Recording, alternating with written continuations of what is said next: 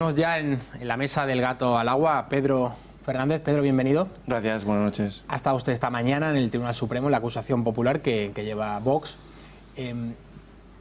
¿Está usted de acuerdo con la decisión de la Fiscalía de dejar a Jordi Font bajo el pago de una fianza de 100.000 euros que podría salir en libertad? ¿Los argumentos esgrimidos son válidos? Bueno, desde luego no estamos de acuerdo porque significa cambiar radicalmente la tesis que se planteaba hasta este momento, ¿no? Es curioso porque tanto a Javier Ortega como a mí, que estábamos presentes en la sala, nos ha sorprendido esa nueva línea, digamos, de entender la medida cautelar con respecto al señor Font que planteaba la Fiscalía, entre otras cosas porque cuando hemos llegado después al despacho nos hemos encontrado con una notificación de un escrito de la propia Fiscalía del día 12 en el que pedía la prisión provisional sin fianza. Es decir, la contradicción y la paradoja es tan importante, tan relevante, que no entendemos ese cambio de criterio en tan pocos días. Por lo cual no podemos estar de acuerdo, entre otras cosas, porque además sabemos que el fiscal que ha planteado esa modificación de la medida en ese sentido no estaba especialmente convencido y de hecho ha tardado 30 segundos en dar argumentos al respecto, nada más. El abogado de Jordi Sánchez, por su parte, ha argumentado que la salida de prisión del mío debe producirse debido a que no ha tenido trayectoria política. ¿Usted comparte esta visión? Tampoco, porque, entre otras cosas, el hecho de que no tenga trayectoria política no le impide reiterarse en el delito. De hecho, básicamente el argumento que se ha planteado tanto por la defensa del señor Font como la defensa del señor Sánchez es que en un caso ha renunciado a su acta de diputado y en otro caso ha hecho una declaración solemne de que lo va a hacer próximamente. Y los dos, a raíz de ello, lo que han comentado es, digo sus abogados, es que hay que darles una oportunidad. Nosotros lo que hemos hecho cuando ha llegado nuestro turno de palabra es decir que tanto el señor Font como el señor Sánchez han tenido muchas ocasiones, muchas oportunidades. Han tenido tantas ocasiones como incluso el propio 1 de octubre, en el que ellos pudieron no ir a votar y fueron a votar. Con lo cual, que nos pidan ahora una oportunidad para ellos, realmente yo creo que está fuera de lugar. Señor Fernández, a muchos les ha sorprendido que Jordi Sánchez esté dispuesto a renunciar a su acta de diputado como condición sine qua non para poder salir en libertad, poder salir de prisión. Usted ha estado allí viéndole. ¿Cómo le ha notado de ánimo al señor Sánchez? Bueno, le he notado normal, no hay nada destacable en su ánimo. Es cierto que cuando estaba hablando su abogado, cuando ha hablado la Fiscalía y cuando he hablado yo mismo, pues ha estado tomando sus notas y en su última palabra que le ha permitido el presidente de la sala, pues ha podido explicar lo que ha considerado oportuno, se ha podido extender todo lo que ha querido y no le he visto un ánimo especialmente bajo o distinto del que puede tener normalmente. Uno de los puntos, yo creo, más importantes de la comparecencia de Sánchez, no sé si coincidirá conmigo, ha sido cuando ha negado haber cometido el delito de desobediencia en relación al referéndum ilegal del 1 de octubre. Correcto, bueno, eso lo ha comentado efectivamente en su turno último de palabra y uno de los motivos en los que alegaba que él no había cometido desobediencia lo basaba en el hecho de que a él nunca se le ha notificado personalmente ninguna resolución judicial. Y por tanto, como no se le ha notificado ninguna resolución judicial, no ha podido cometer desobediencia. En fin, no se le ha notificado ninguna resolución judicial porque en ese momento no era político, no era un cargo público, no estaba en la generalidad, pero era notorio y conocido que los actos que se estaban cometiendo eran ilegales y estaban suspendidos por el Tribunal Constitucional. Creo que quiere hacer una pregunta a Fernando Paz. Sí, comentaba don Pedro Fernández que mostraba su sorpresa junto a don Javier Ortega en su actuación esta mañana, que supongo tan brillante como las suyas habituales, que le sorprendía el hecho de que, bueno, la petición de la Fiscalía ahora con respecto al señor Font, que a instancias de la Fiscalía del Estado pues ha solicitado este tipo de pena. Yo lo recuerdo a usted, a ver si le dice algo esto y le puede explicar algo, que el 28 de febrero Esquerra Republicana de Cataluña cede un escaño al Partido Popular para que pueda formar grupo parlamentario. No sé, ¿me comenta usted algo al respecto? Sí, comento lo que vamos. Yo no sé si tendrá alguna relación o no. Lo que sí que he dicho antes es que hay un escrito del 12 de marzo, es decir, la semana pasada, de la Fiscalía, en la que pedía la prisión provisional sin fianza, con lo cual han pasado pocos días. en esos días ha ocurrido algo, desde luego, y no lo sabemos. Algún día lo sabremos seguro, pero no sé si tiene alguna relación con lo que está comentando. ¿Quiere también formularle una pregunta a Guillermo Cortázar? Vamos a ver, yo a lo mejor no lo he entendido bien, pero he querido leer en internet que el señor Sánchez, o su abogado, ha propuesto no solo abandonar su escaño, sino abandonar la política y volver a la vida civil en absoluta, es decir, volver como funcionario o contratado de la administración o de la enseñanza. ¿Es esto cierto? Es cierto, es cierto. Es decir, lo que ha dicho es que anunciaba formalmente a la Sala que iba a renunciar a su acta de diputado, que iba a abandonar la política y que iba a volver a su plaza de profesor en la universidad, así como lo ha dicho. Bueno, yo ante eso lo que quiero hacer es un comentario, vamos. Los luchadores por la libertad en el siglo XIX exponían sus vidas y eran fusilados, como el cuadro de Torrijos famoso, en el que se ve a 12 liberales dispuestos al sacrificio, daban un golpe fallido y se sometían al fusilamiento con toda la dignidad. O sea, estos señores dan un golpe fallido y vuelven de funcionarios. Es que es una cosa o se escapan a Waterloo, a vaya sitio también, ¿no? Pero es una cosa de octava. Es decir, es que qué diferencia entre el siglo XIX y este siglo XXI. Vamos. Aquí ya no quedan revolucionarios. Y sobre todo ya no queda dignidad. No queda dignidad.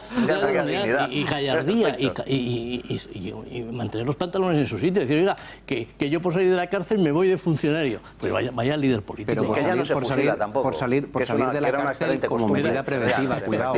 Es decir, esto no significa que una vez volviera a su trabajo, cuando el juicio termine y tal, si realmente hay una pena correspondiente, este señor puede perder su habilitación como cargo público. De todas maneras, a mí lo que me queda es la duda. Igual estoy pasando de maquiavélico, no lo sé, pero con este tema del proceso yo creo que uno no puede tampoco dejar de ponerse salvaguardas y pensar que hay algo retorcido detrás de esto. Nos da, y pregunto, a ver si soy el único que puede haber caído en esto o me estoy pasando. Si renuncia a su acta como diputado, se dice que renuncia a la política, ¿no está dándole alas al independentismo para justificar que esto es única y exclusivamente una causa de persecución de ideas? Bueno, ese tema ha surgido también, sobre el tema de, se alegaba que se estaba criminalizando las ideas, en este caso, independentistas. Por mi parte, yo lo que he dejado claro que no se está persiguiendo ideas políticas, es decir, la libertad de expresión está garantizada en este país de forma normal o habitual, ¿no?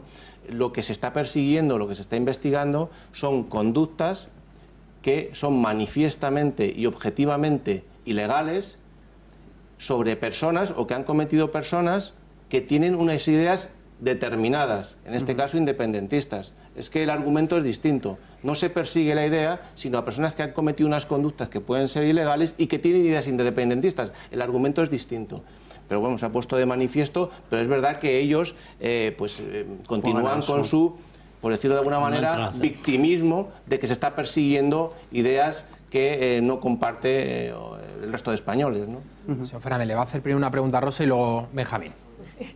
Estábamos comentando la extrañeza del cambio de criterio, ¿no?, de la Fiscalía respecto a la libertad de Joaquim Forn. Apuntaba Fernando pues ese doudes, ¿no?, con RC, pero a mí me gustaría saber, a lo largo de todo este tiempo y hemos visto cómo desde la Moncloa se empeñaban en querer decir nosotros no estamos haciendo nada.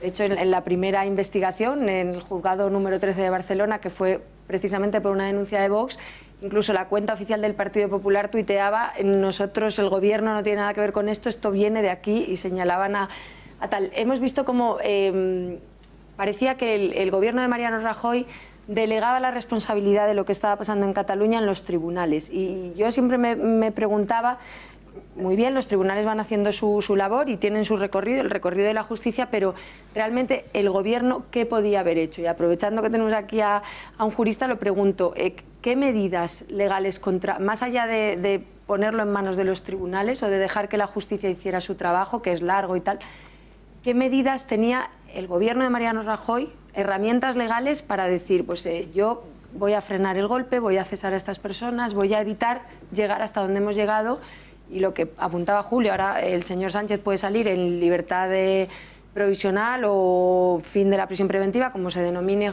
legalmente, para volver a la cárcel dentro de un año. Y Puigdemont igual puede aparecer por aquí y emprende un camino legal muy largo, ¿no? Sí. Bueno, nosotros en febrero de 2017, si no recuerdo mal, hicimos amparo del derecho de petición, presentamos una solicitud al Gobierno de España para que aplicara el artículo 155.